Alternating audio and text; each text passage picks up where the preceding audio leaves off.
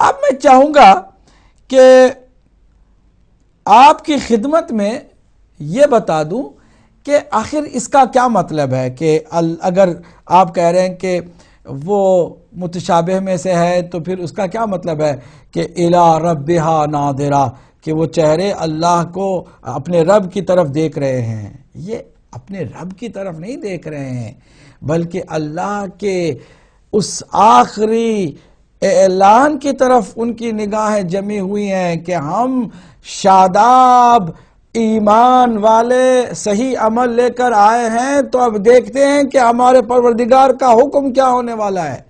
یہاں پر امر پروردگار کی طرف متوجہ ہیں، سارے کے سارے دیکھ رہے ہیں، نہ یہ کہ خود اس کے چہرے کو نعوذ باللہ یا اس کا کوئی جسم ہے اس کو دیکھ رہے ہیں. اب یہ بات میں نے کہاں سے اپنی طرف سے بنا لی ہے؟ نہیں، قرآن مجید کو قرآن مجید ہی سے سمجھیے.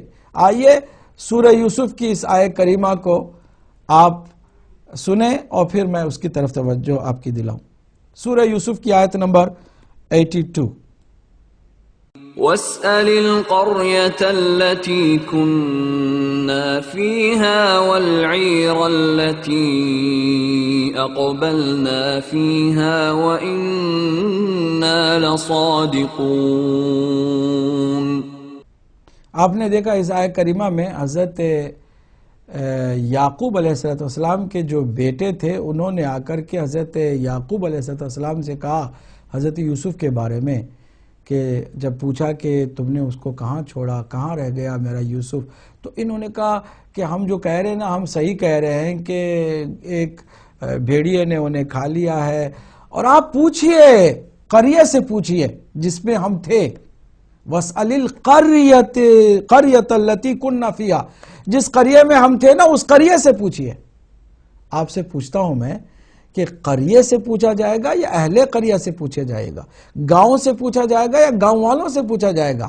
گاؤں والوں سے پوچھا جائے گا، لیکن اللہ نے فرمایا کہ ان لوگوں نے کہا کہ قریہ سے پوچھو، اس گاؤں سے پوچھو.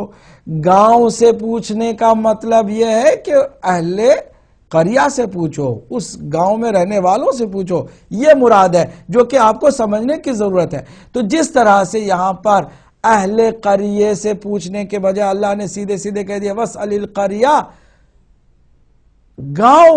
گاؤں سے پوچھو، اسی طرح ان لوگوں کے لیے جو مومنین ہیں بشاش چہرے رکھنے والے جنتی، ان کے لیے اللہ نے فرما دیا کہ وجوہ یومئذ ناظرہ، وہ چہرے قیامت کے دن حشاش بشاش الی ربہا ناظرہ، اور اپنے رب کی طرف وہ دیکھ رہے ہیں، یعنی اللہ کے حکم کی طرف دیکھ رہے ہیں، نہ کہ اس کے جسم کی طرف دیکھ رہے ہیں. یہ تعویل ہے اس کی.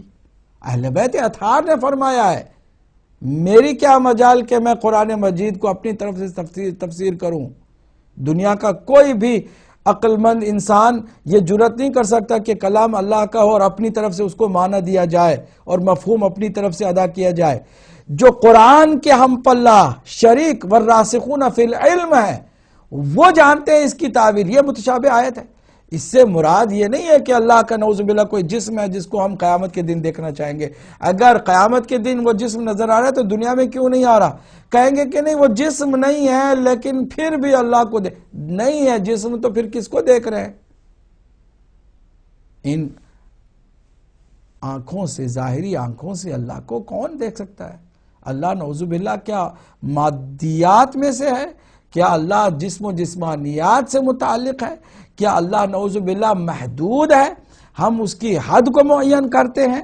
ہم اپنی طرف سے یہ باتیں کیسے بنا کے چل رہے ہیں؟ اس لیے کہ اہل بیت اطہار سے ہم نے صفات پروردگار کو بھی نہیں سمجھا.